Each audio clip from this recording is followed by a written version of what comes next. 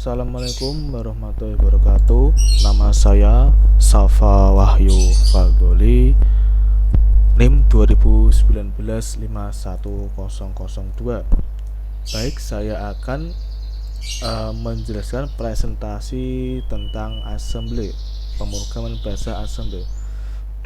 Dari buku ini merupakan suatu referensi maupun tutorial untuk mendalami bahasa assembly. Organisasi dan arsitektur komputer merupakan persyaratan utama yang harus kita ambil. Jadi sebagai mata kuliah dasar untuk dapat lebih cepat mengerti bahasa assembly. Lalu ini ada tutorial assembly ini. Kita scroll. Numbering system. Jadi ini sistem angka ya. Jadi ada banyak cara untuk mempresentasikan nilai numerik yang sama.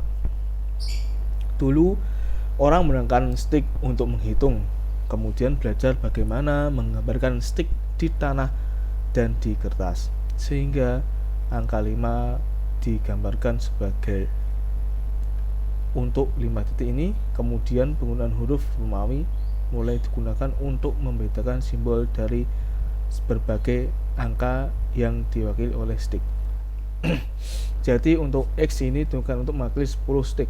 Menggunakan stick untuk menghitung merupakan ide yang berlian pada saat itu, dan menggunakan sistem simbol mewakilinya dan lebih baik dari ide sebelumnya.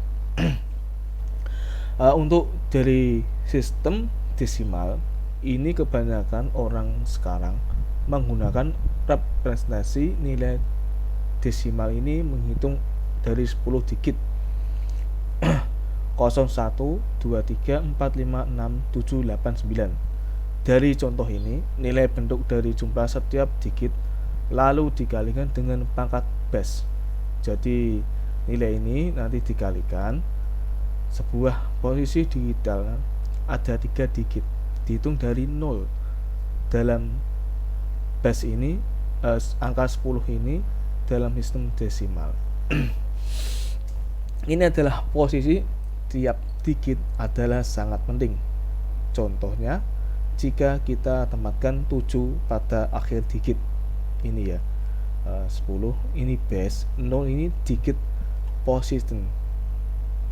Lalu catatan penting ya dari bahasa assembly ini, dari angka 10 ada base, 0 adalah digit position. Lalu binary system atau sistem binari.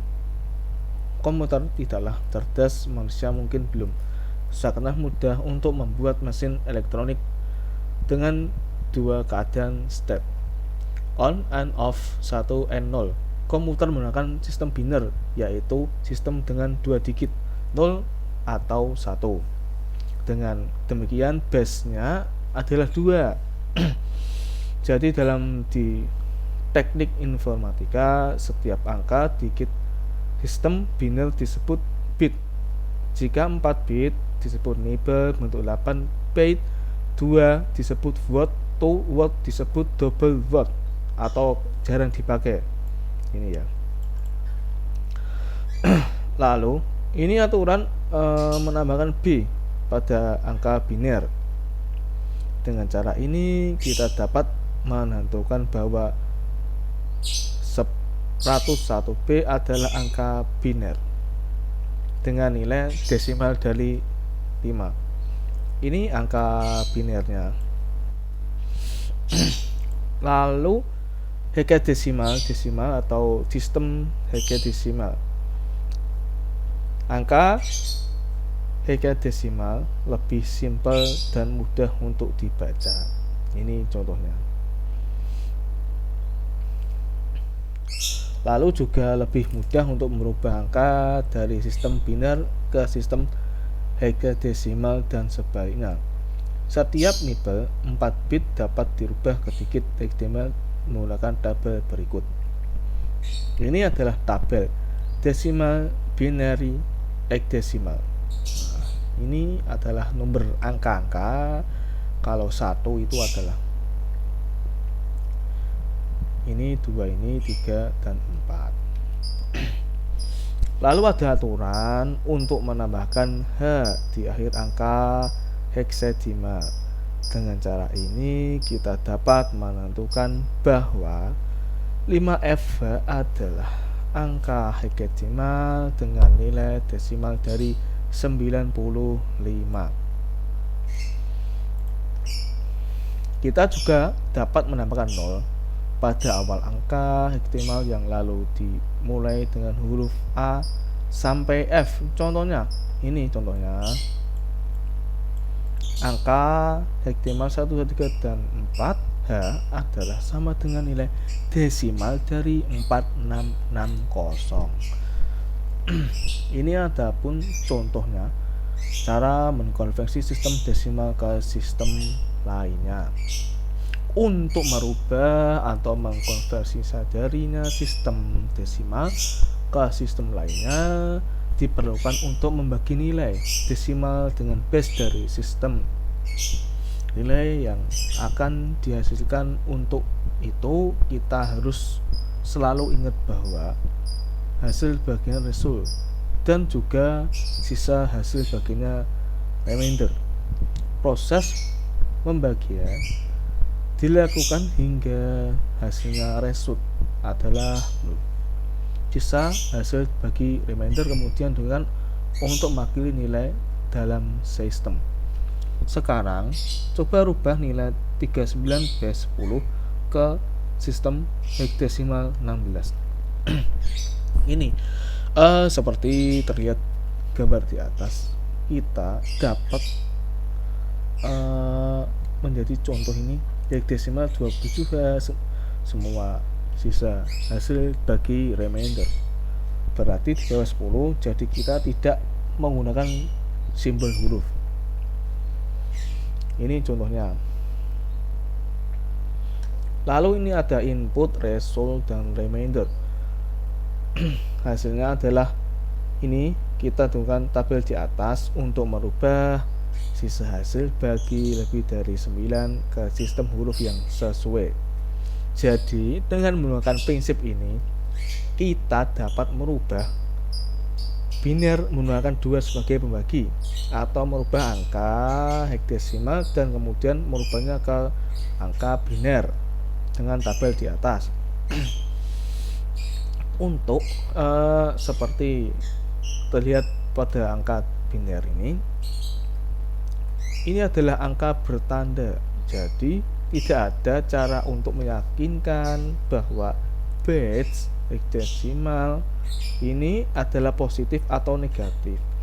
Hal tersebut dapat direpresentasikan dengan nilai desimal dan 8 bit dapat digunakan untuk membuat kombinasi sebanyak 256 termasuk 0 ini, sehingga kita dapat mudah menduga bahwa kombinasi pertama adalah ini akan mempresentasikan angka positif dan kombinasi 128. Kemudian ini akan dipresentasikan menjadi angka negatif dalam rangka untuk mendapatkan min 5. Kita harus mengurangi 5 dari kombinasi angka 256 itu sehingga didapatkan 25 kali 5 adalah 251.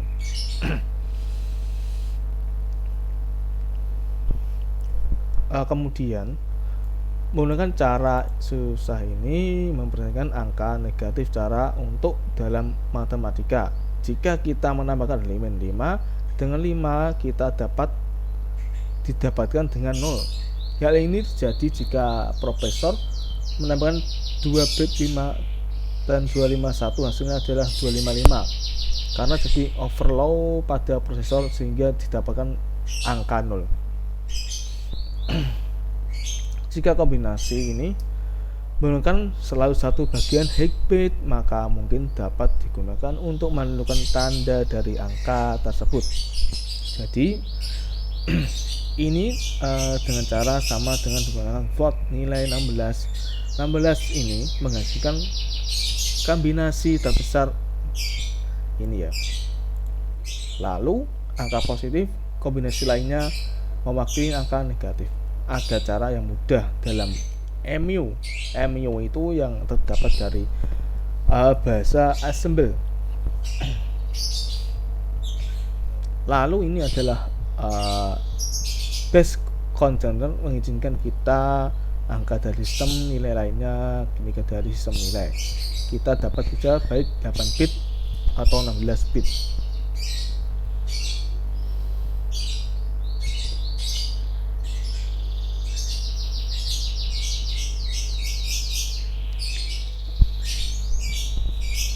Ini ada multi-base kalkulator, dapat digunakan untuk membuat kalkulasi di antara angka yang mempunyai sistem nilai yang berbeda dan mengkonversinya dengan suatu sistem ke sistem lainnya.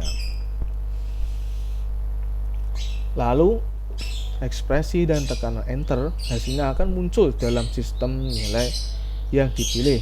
Kita dapat bekerja dengan nilai hingga 32 bit. Jika tanda signet dicek mengasumsikan bahwa semua nilai kecuali desimal dan double quote diperlakukan sebagai signet. Double quote selalu diperlakukan sebagai suatu nilai signet. Jadi ini adalah konvensi menjadi -1. Nah, ini adalah contoh dari hitungan. Ini adalah operasi yang mendukung. Ini adapun pada tanda dalam bahasa assembly. Angka biner ini B, contohnya ini gitu. Bagian 1 adalah bahasa assembly. Tutor ini dimana bagaimana cara tidak familiar dengan assembly sama sekali atau sedikit mengetahui bahasa tersebut. Jadi siapa saja yang pengen dalam bahasa pemrogramannya basic C atau C++ atau Pascal. Jadi dalam bahasa assembly ini kalau nggak salah di semester 2 itu ada pakai basic data atau C atau C++ Pascal. Apakah bahasa assembly itu? Bahasa assembly adalah bahasa level rendah dari bahasa pemrograman. Jadi di teknik informatika itu ada bahasa assembly. Jadi kita perlu mengetahui beberapa struktur. Struktur itu arsitektur dalam bahasa assembly itu. Ini adapun random access memory RAM. Ini Central Processor Unit CPU. Ini base-nya, sistemnya di dalam komputer. Sistem bus ini warna kuning menghubungkan dengan berbagai macam-macam komponen komputer. Ini contohnya ada kayak motherboard, terus kayak kipasnya, SSD-nya bisa. CPU ini merupakan komputer, hampir seluruh perhitungan dilakukan dengan di CPU. Jadi ini CPU pengaruh besar dari komputer. Jadi kalau nggak ada CPU, RAM dan lain-lainnya tidak bisa menyala. RAM ini adalah merupakan tempat di mana program loading. Nah, jadi ini semua komponen atau data-data atau apa bisa disimpan di RAM maupun hard disk ataupun SSD. CPU. Nah, ini adalah gambaran. Nah, ini gambarannya.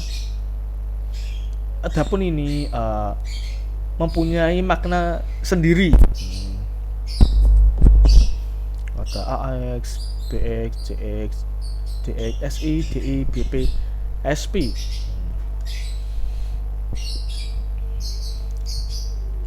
Nah, ini ada juga sebaliknya, begitu juga sama dengan 3. Ini ada dijelaskan di sini semua.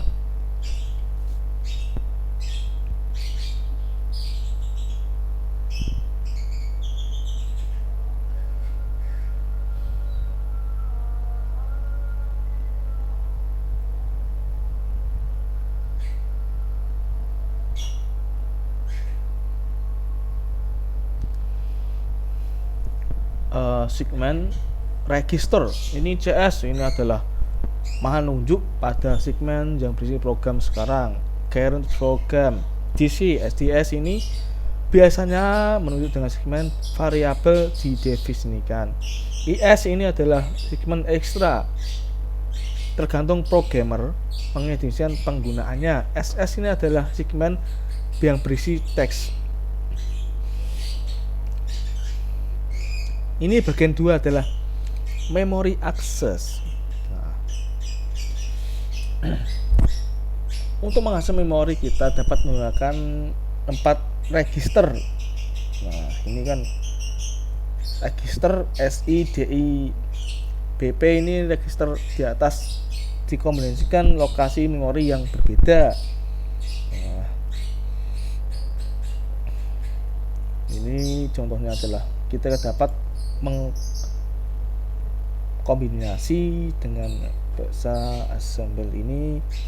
Nah, ini adalah bentuk word instruksi move. Ini adalah operan kedua. Jadi pertama direction ini untuk memenuhi memori yang ada di bagian komputer ini.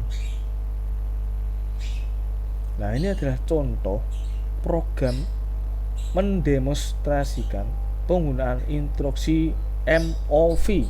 Nah, ini ada cara-caranya. Kita dapat copy paste. Nah, program di atas ke editor MU. Ini adalah ada cara-caranya. Windows ini, lalu diklik shifted, ini adalah tanda, ini adalah dengan untuk membuat komentar program dan akan diabaikan oleh compiler keturunan di atas ini. Ini adalah emulator screen. Sebenarnya bukan di atas ini, langsung ke video memori. Jadi kita dapat lihat MOV merupakan instruksi yang powerful. Nah, ini adalah bagian yang ketiga, variabel.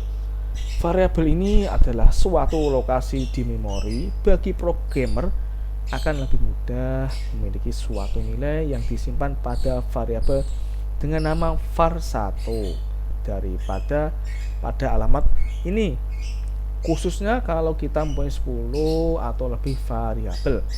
Nah, ini adalah sintaks deklarasi variabel. Nah, DB kepanjangan dari define bit, DW kepanjangan dari define word. Nah, ini ada name dan value. Nah, seperti ini ada move, yaitu digunakan untuk memiliki nilai. Contoh lainnya instruksi move ini.